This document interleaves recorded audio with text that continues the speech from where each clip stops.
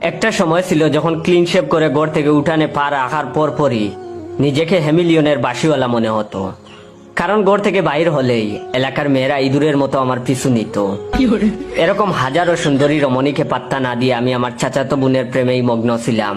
তাকে অনেক ভালো লাগতো, কিন্তু আমার পিছনে মেয়েরা ঘুরাঘুরি করত, সেটা তার পছন্দ ছিল না। তাই সে আমার চেহারার সৌন্দর্য কমানোর জন্য প্রতিদিন 30 মিনিট রোদের মধ্যে দাঁড় করিয়ে রাখতো কালো করার জন্য। একটা সময় চেহারার সৌন্দর্য কমে আমি কালো কুচকুচে হয়ে যাই। মেয়েরা আমার পিছু ছেড়ে দেয়। তারপর চাচাতো বোনও আমাকে কালো করে দিয়ে এক সরকারি চাকরিজীবীকে বিয়ে করে ফেলে। যাই হোক, চাচাতো বোনের উপর অনেক রাগ অভিমান ছিল। কিছুদিন আগে চাচাতো বোন অর্থাৎ আমার এক্স আমাদের বাড়িতে বেড়াতে আসে। আসার পর হঠাৎ একদিন বিকালে দেখি কারেন্টের শককে জ্ঞান হারিয়ে মাটিতে পড়ে আছে। তারপর পা থেকে জুতা খুলে 30 মিনিট পিটানোর পর তার জ্ঞান ফিরে। এরপর এলাকার মানুষ এসে বলতেছে আমি না থাকলে নাকি তাকে বাঁচানো সম্ভব হতো না। এখন এলাকার মানুষও খুশি, আমিও খুশি।